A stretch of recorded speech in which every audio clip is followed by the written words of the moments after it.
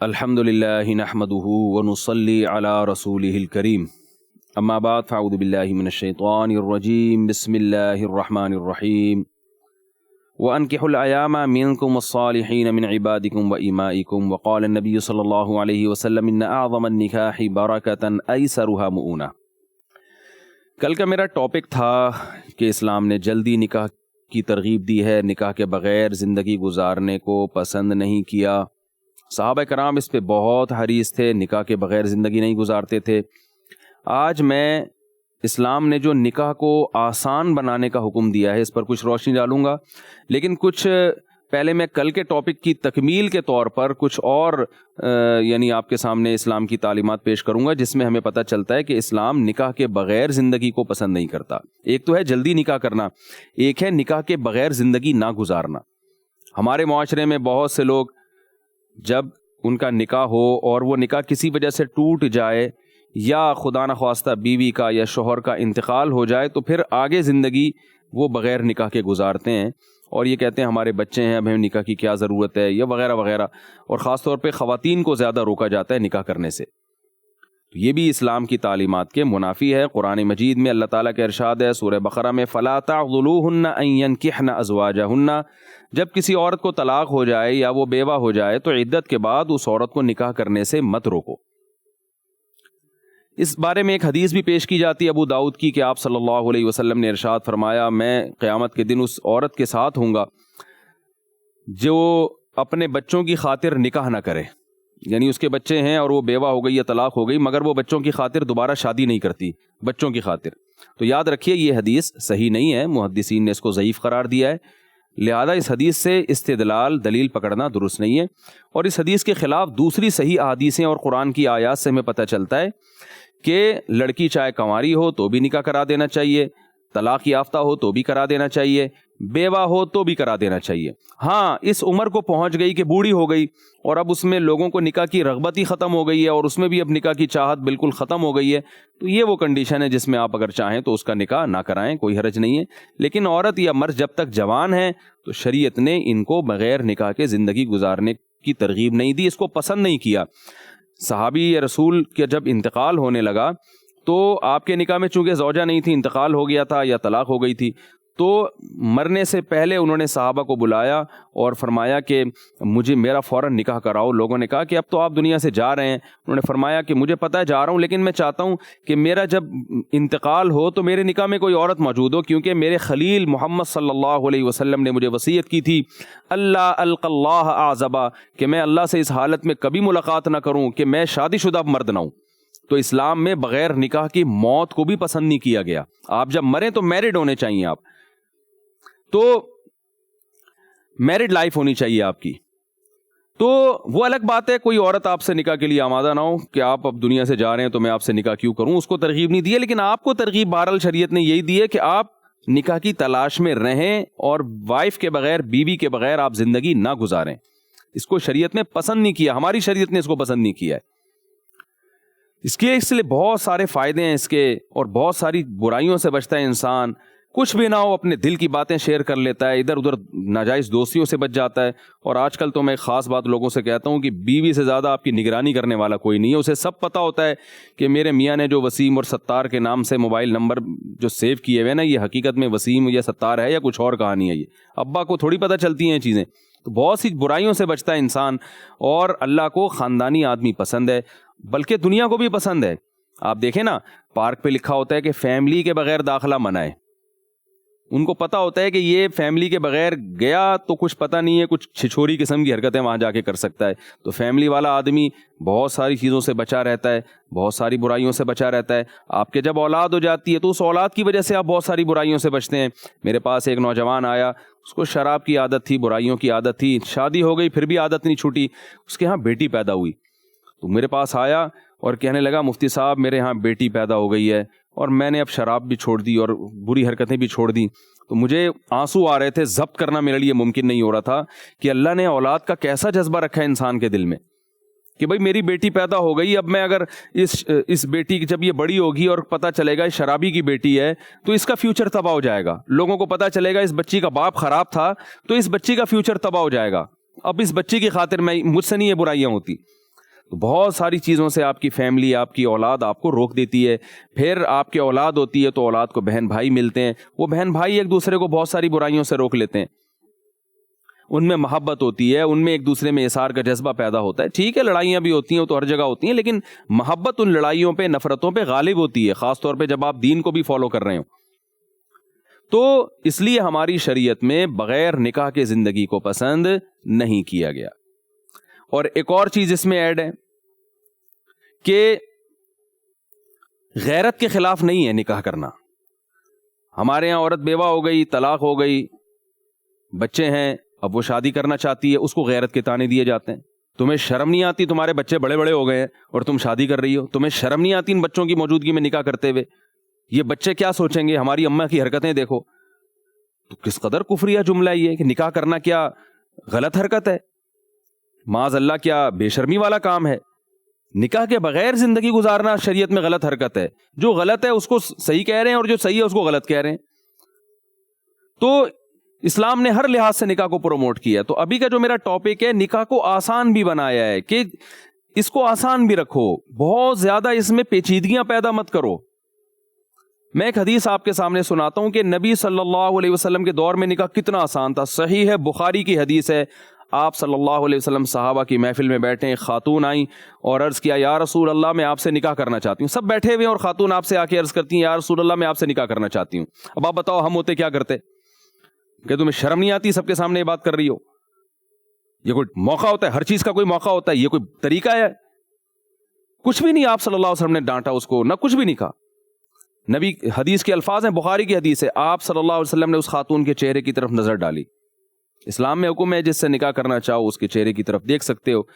تو آپ نے اس کے چہرے کی طرف نظر ڈالی اور اپنے سر مبارک کو جھکا لیا، کیونکہ نبی صلی اللہ علیہ وسلم کی طبیعت میں حیا بہت تھی. کسی کے سامنے انکار کرنا یہ دل شکنی کا نتیجہ ہے. تو آپ صلی اللہ علیہ وسلم نے زبان سے کچھ نہیں کہا، بس سر جھکا کے بیٹھ گئے. وہ خاتون سمجھ گئیں کہ آپ صلی اللہ علیہ وسلم مجھ سے نکاح کا ارادہ نہیں رکھتے، کیونکہ قرآن میں اللہ نے حکم دیا فَانْكِحُوا مَا طَابَ لَكُم مِّنَ النِّسَاءِ، جو عورتیں تمہیں پسند آئیں ان سے نکاح کرو. پسندیدگی کی کوئی بھی وجہ ہو سکتی ہے. ایک صحابی مجلس میں بیٹھے ہیں، یہ بخاری کی حدیث میں آپ کے سامنے بیان کر رہا ہوں. صحابی رسول بیٹھے ہیں، انہوں نے عرض کیا یا رسول اللہ اگر آپ اس خاتون سے نکاح نہیں کرنا چاہتے تو میرا نکاح ان سے کرا دیں. جب ان صحابی نے یہ بات کہی تو خاتون خاموش رہیں. یہ خاموشی اس کی علامت تھی کہ ان صحابی کی اس پیشکش پہ اس خاتون کو اعتراض نہیں ہے. اگر ہوتا تو وہ کہتی یا رسول اللہ نہیں، میں آپ سے کرنا چاہتی تھی، ان سے میں ایگری نہیں ہوں. کیونکہ ان خاتون نے بھی ان کی طرف دیکھا ہوگا تو یہ سوچا ہوگا کہ نبی کے محفل میں بیٹھتے ہیں تو ظاہر ہے نیک ہی ہوں گے، اور چہرہ بھی دیکھ لیا ہوگا ان کا. لیکن خاموشی اختیار کی خاتون نے، یہ اس کی علامت تھی کہ یہ ان کو اس پیشکش پہ کوئی اعتراض نہیں، ورنہ عورت کو حق ہے کہ وہ ریجیکٹ کر دے. آپ صلی اللہ علیہ وسلم نے جب دیکھا کہ صحابیہ بھی خاموش ہیں، وہ صحابی پیشکش کر رہے ہیں، تو پھر آپ صلی اللہ علیہ وسلم نے فرمایا ٹھیک ہے میں نکاح پڑھا دیتا ہوں، جاؤ کوئی مہر کے لیے کچھ چیز لے کر آؤ. ان صحابی نے کہا یا رسول اللہ غریب آدمی ہوں، میرے پاس کچھ بھی نہیں ہے. اب دوبارہ اس خاتون کو رائٹ تھا کہ وہ کہتی ہیں یا رسول اللہ میں اتنے غریب آدمی کے ساتھ نکاح نہیں کر سکتی، مجھے یہ قبول نہیں ہے. وہ رائٹ تھا، وہ کہہ دیتی، جیسے بہت ساری صحابیہ نے غربت کی وجہ سے بھی انکار کیا، عمر کی وجہ سے بھی انکار کیا، یعنی ایج کی ڈیفرنس کی وجہ سے بھی، اور بہت سی نے اس کو قبول بھی کیا. تو عورت کو رائٹ ہے کہ وہ کہے کہ آپ سمجھ میں نہیں آ رہے. لیکن جب انہوں نے بتایا کہ میرے پاس کچھ بھی نہیں ہے تو وہ خاتون پھر بھی راضی ہو گئیں. عین ممکن ہے وہ اس سے بھی زیادہ غریب فیملی سے ان کا تعلق ہو. قصہ مختصر یہ کہ آپ صلی اللہ علیہ وسلم نے ان صحابی سے پوچھا تمہیں کچھ صورتیں یاد ہیں؟ انہوں نے فرمایا ہاں یاد ہیں. آپ نے فرمایا زوجتکھا بما معک من القرآن، تمہیں جو صورتیں یاد ہیں نا اپنی بیگم کو یہ یاد کرا دینا، اسی پر میں نے تمہارا ان سے نکاح کرا دیا. اس سے اب یہ بھی پتہ چلتا ہے کہ نکاح آپ کو ایجوکیشن سے روکتا نہیں ہے، نکاح تعلیم میں ترقی کا ذریعہ ہے. آپ اگر میڈیکل سائنس میں پڑھ رہے ہیں میڈیکل کالج میں اور آپ کسی لڑکی سے نکاح کرنا چاہتے ہیں تو والدین کیا کہتے ہیں ابھی تعلیم مکمل ہونے دو، ابھی تو تعلیم میں پیچھے رہ جائے گا. بھائی پیچھے نہیں رہ جائے گا، دونوں آپس میں نکاح کر لیں اور دونوں ایک دوسرے کے ساتھ اس ایجوکیشن میں مدد دیں ایک دوسرے کے. اور وہ جو آپس میں ایک دوسرے کی طرف طبیعت مائل ہو کے جو نقصان ہو رہا ہے اور مس کالوں کے ذریعے اور ایزی لوڈ کے ذریعے اور جناب وہ ستارے توڑنے کی باتوں کے ذریعے جو گرل فرینڈ بوائے فرینڈ میں ہوتا ہے، یہ ساری چیزیں اس عذاب سے جان چھوٹے گی. ان دونوں کا ایک جائز ملاپ ہوگا، ان کی طبیعت میں سکون پیدا ہو جائے گا، ایجوکیشن میں ایک دوسرے کا ساتھ دیں گے. یہ تو آپ صلی اللہ علیہ وسلم نے کیا فرمایا؟ زوجتکھا بما معک من القرآن، اسی مجلس میں بیٹھے بیٹھے.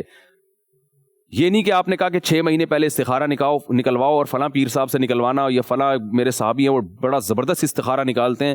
کچھ بھی نہیں. ہمارے یہاں اول پسند نہیں آتا، پسند آنے میں 10 سال لگتے ہیں، پھر پسند آنے کے بعد 6 مہینے کے استخارے نکل رہے ہیں. استخارے کی حقیقت کیا ہے؟ بخاری اور مسلم کی حدیث کے مطابق استخارہ اللہ سے مشورہ نہیں ہے، ایک دعا ہے. اللہم ان کنت تعلم ان ھذا الامر خیر لی فی دینی و معاشی و عاقبت امری فاقدرہ لی ویسرہ لی. اے اللہ اگر یہ رشتہ یا یہ کام تیرے علم میں میرے لیے بہتر ہے، مقدر کر دے. یہ نہیں ہے کہ خواب میں مجھے نیلا پیلا دکھا دے، ہرا دکھا دے، سگنل دکھا دے، ایسا کچھ نہیں ہے. دعا ہے کہ اللہ مقدر کر دے. کرنا وہی ہے جو سمجھ میں آ رہا ہے. ایک صاحب مجھے کہنے لگے استخارے کے بعد جو چیز سمجھ میں آئے وہ کرنی چاہیے.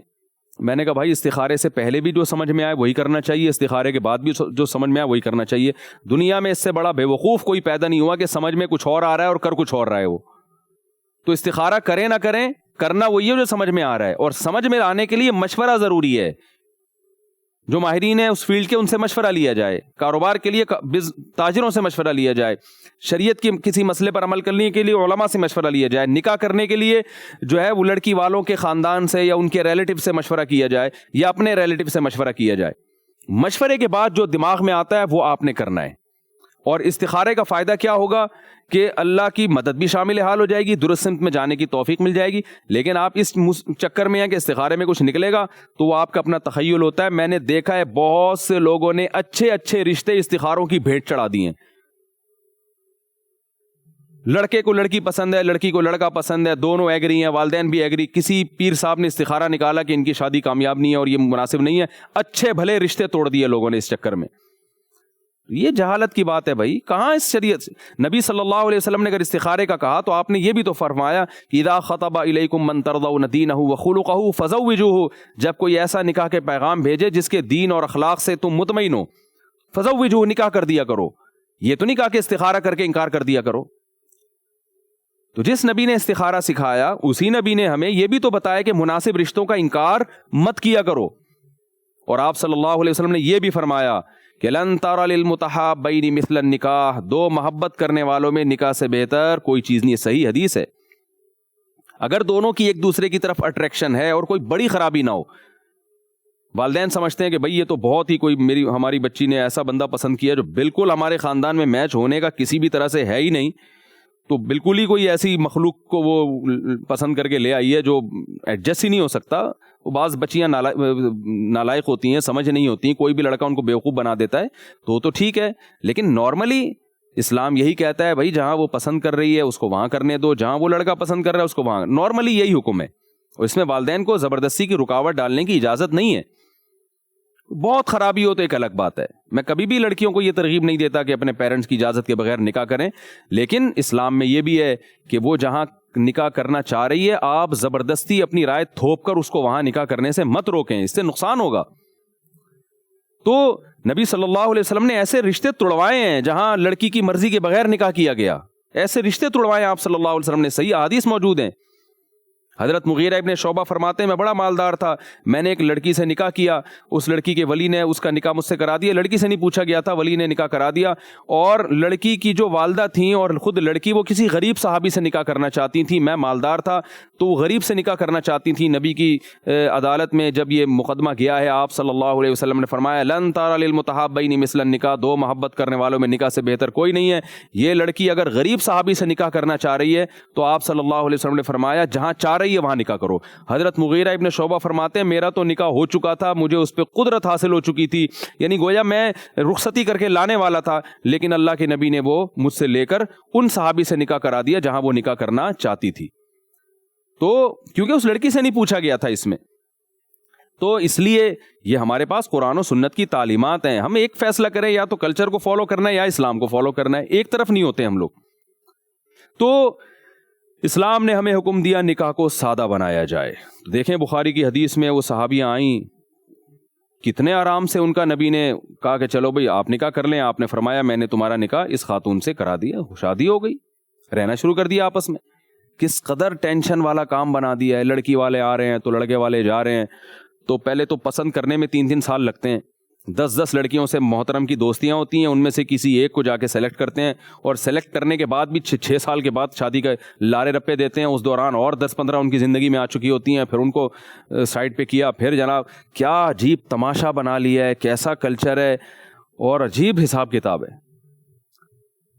تو اتنا زیادہ ٹینشن نہ لو بھائی.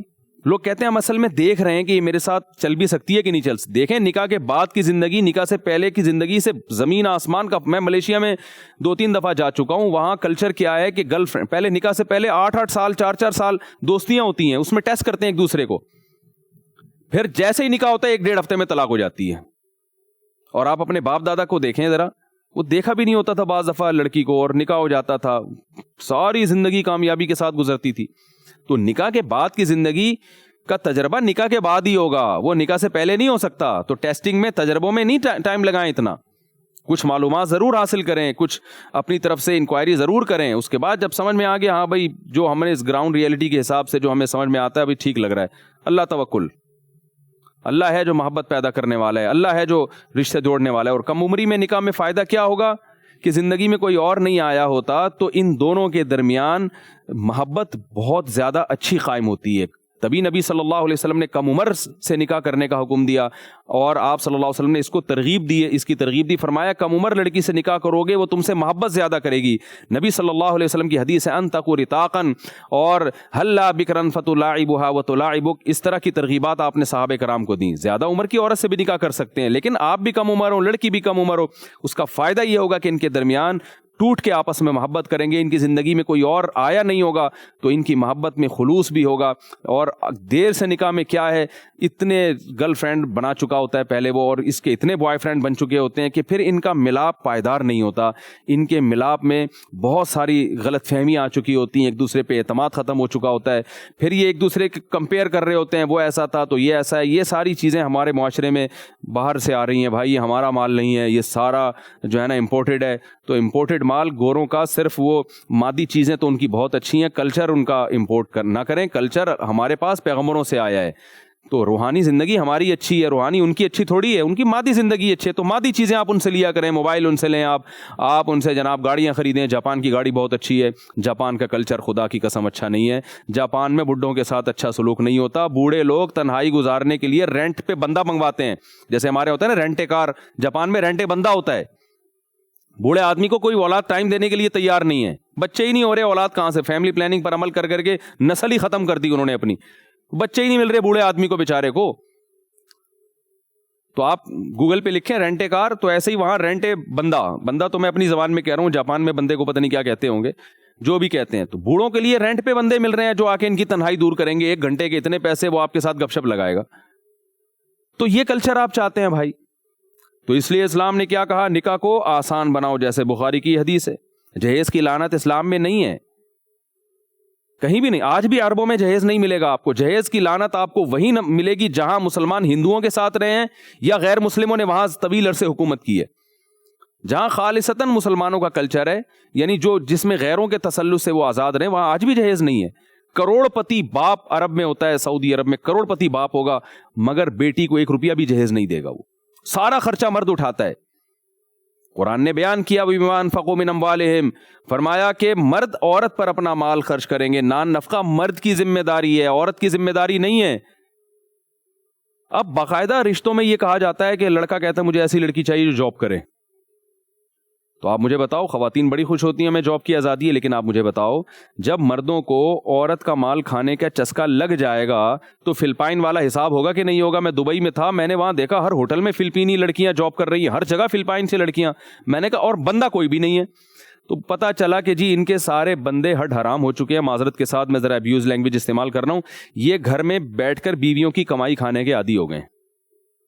شروع میں یہی کلچر آیا کہ دونوں جاب کریں گے, آہستہ آہستہ پھر مردوں کو جب فری پھوکٹ میں مال کھانے کا وہ ہو گیا تو مردوں نے کہا ہم تو گھر بیٹھیں گے, آپ کما کے کھلاؤ. تو یہ نتیجہ ہے. اگر وہ نہیں کرتی تو چھوڑ دیں گے تو پھر بوائے فرینڈ بھی کم وقت گرل فرینڈ پہ خرچ کرنے کے لیے تیار نہیں ہے وہاں پہ, وہ بھی کہہ رہے اپنا اپنا خرچہ. تو نقصان عورت کا ہو رہا ہے. تو اس لیے جہیز کی لعنت کو ختم کریں, بائیکاٹ کریں جہیز کا. اور نان نفقے کی ساری ذمہ داری مرد کے کندھوں پہ ڈالی جائے، اس طرح بھی نکاح آسان ہوگا. اور نکاح اس طرح بھی آسان ہوگا کہ سلیکشن کو بھی آسان بنایا جائے. قوم کی پابندی بس اسی قوم میں کرنا ہے، اس کے علاوہ ہمارے ہاں میمن ہیں تو ہم میمنوں میں ہی کریں گے، ہم پنجابی ہیں تو ہم تو پنجابیوں میں ہی کریں گے. کیوں بھائی، پٹھان کیا مسلمان نہیں ہوتے؟ مہاجر کیا مسلمان نہیں ہوتے؟ پٹھان ہیں تو ہماری تو روایات ہیں. ٹھیک ہے، اپنی قوم میں نکاح میں جوڑ کا امکان زیادہ ہوتا ہے، لیکن نہیں رشتہ مل رہا تو بھائی کہیں اور کر دو. میرے پاس بچیوں کے فون آتے ہیں، بچیاں تو اب ان کو کہنا بھی مناسب نہیں، 40 سال ان کی عمریں ہو جاتی ہیں کہ ہمارے خاندان میں یہ رسومات ہیں کہ خاندان سے باہر نہیں دینا. 40 سال میری عمر ہو گئی ہے اور میرے ابا کی جو ناک پہ مکھی بیٹھی ہوئی ہے نا، اس کو اڑانے کے لیے تیار نہیں ہے. وہ زندگیاں برباد کر دی ہیں بیٹیوں کی. تو بہت بڑا المیہ ہے. اور یاد رکھیں، اپنے اولاد کو اتنا اختیار دیں کہ اگر وہ کہیں نکاح کرنا چاہتے ہیں تو آپ کی خدمت اقدس میں وہ بتا سکیں. وہ بعض علاقوں میں یہ دستور ہے کہ بیٹی بیچاری زبان کھول ہی نہیں سکتی، 40 سال اس کی عمر ہو جاتی ہے کہ میں اگر ابا سے کہوں گی تو ابا کہیں گے دیکھو اس میں تو حیا ہی نہیں ہے. تو بھائی اگر آپ کو بیٹی کے حیا کا اتنا خیال رکھنا تھا تو کم عمری میں اس کا نکاح کر دیتے کہ یہاں تک نوبت ہی نہ آتی. اب جب اتنی ایج اس کی ہو گئی اور آپ نہیں کر رہے تو اس کو یہ رائٹ تو دیں، وہ بول تو سکے کہ میں یہاں کرنا چاہتی ہوں، میرا ابا اپنے والد صاحب سے کہے کہ میرا یہاں نکاح کرا دیں. اتنا رائٹ تو دیں اس کو. غیرت کے معاملے میں بھی عجیب سے اصول ہیں. یا تو ایک طرف اتنی غیرت ہے کہ وہ بیٹی کو جناب منہ سے بولنے کی اجازت نہیں ہے، اور اگر غیرت لیس ہے تو اتنی ہے کہ بوائے فرینڈ پر کوئی پابندی نہیں ہے. وہ یونیورسٹی میں جا رہی ہے، کالج میں جا رہی ہے، کوئی پوچھنا ہے کہ اس کے کتنے دوست ہیں، کیا ہے، یہ کون ہے بھائی، یہ ستار تمہارا کیا لگتا ہے، یہ وسیم، معذرت کوئی ستار بھائی سن رہے ہو تو پیش کی معذرت، یہ فرضی نام ہے، یہ کیا لگتا ہے تمہارا، اس سے کوئی انکوائری نہیں ہو رہی. تو اعتدال نہیں ہے. تو اس لیے معاشرے میں نکاح کو فروغ دیں اور نکاح کو سادہ بنائیں، آسان بنائیں. جہاں نکاح کرنا آپ چاہتے ہیں آسانی سے نکاح کا پیغام بھیج دیں. سامنے والے کو بھی چاہیے کہ غصہ نہ آئے، اس کو غیرت میں نہ آئے. بھائی سمجھ میں آ رہا ہے ہاں کر دے، سمجھ میں نہیں آ رہا ہے ریجیکٹ کر دے. بھائی ہمیں آپ سمجھ میں نہیں آ رہے تو کہیں اور ٹرائی کریں. اور لڑکیوں کے والدین خود اپنی بیٹیوں کا نکاح بھی پیش کر سکتے ہیں. حضرت عمر رضی اللہ تعالی عنہ کی جب بیٹی حضرت حفصہ رضی اللہ تعالی عنہ بیوہ ہوئی ہیں تو حضرت عمر رضی اللہ تعالی عنہ بیوہ تھیں یا طلاق یافتہ تھیں، اس وقت پورے واقعہ میرے ذہن میں نہیں ہے. حضرت عمر نے اپنی بیٹی کا رشتہ حضرت ابو بکر پہ خود پیش کیا، کہا کہ میں چاہتا ہوں کہ آپ میری بیٹی سے نکاح کریں. حضرت ابو بکر نے جواب نہیں دیا، کیونکہ حضرت ابو بکر کے سامنے نبی صلی اللہ علیہ وسلم تذکرہ کر چکے تھے کہ میں عمر کی بیٹی سے نکاح کرنا چاہتا ہوں. اس لیے حضرت عمر خاموش رہے کہ نبی اپنا ارادہ اگر بدل دیں گے تو میں قبول کر لوں گا، نہیں بدلیں گے تو میں خاموش رہوں گا. اور نبی کا راز بھی فاش نہیں کیا. حضرت ابو بکر نے جواب نہیں دیا تو حضرت عمر کو تھوڑا سا آپ نے فیل کیا کہ بھئی یہ کیوں جواب نہیں دیتے. پھر حضرت عثمان پہ آپ نے خود پیش کیا کہ میں اپنی بیٹی کا نکاح آپ سے کرنا چاہتا ہوں. حضرت عثمان بھی خاموش رہے.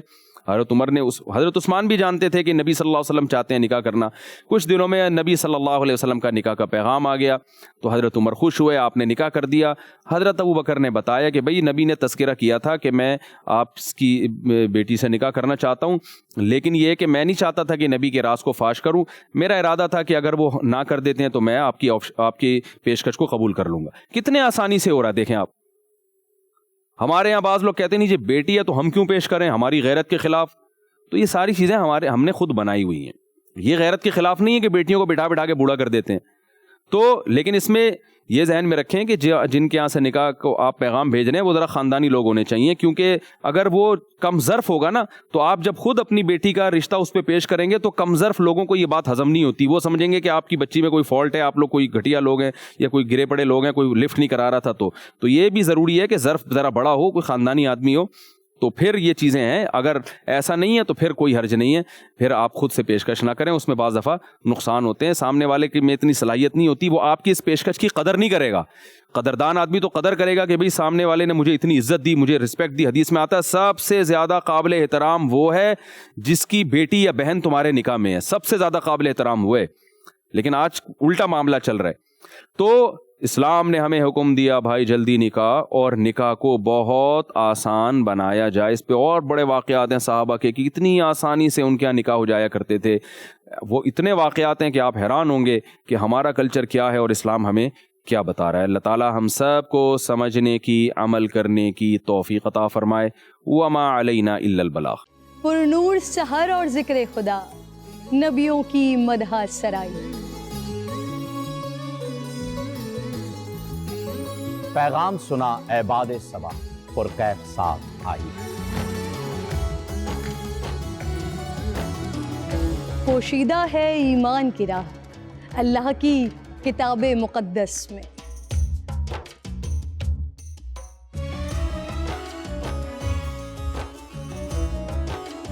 بس غور و فکر کا در ہے کھلا، حکمت سے سجی اس محفل میں۔ ہے لب پہ دعا زدنی علما، روشن ہی رہے یہ سارا جہاں۔ رم جھم رحمت کی گھٹا، ہر ایک نے ہدایت پائی۔ نعمت اور برکت سے سجا افطار و سحر کا دسترخوان۔ ننھے پھولوں نے مل کے کہا آج روزہ کشائی ہے۔ رمضان المبارک کی خصوصی نشریات رمضان میں بول۔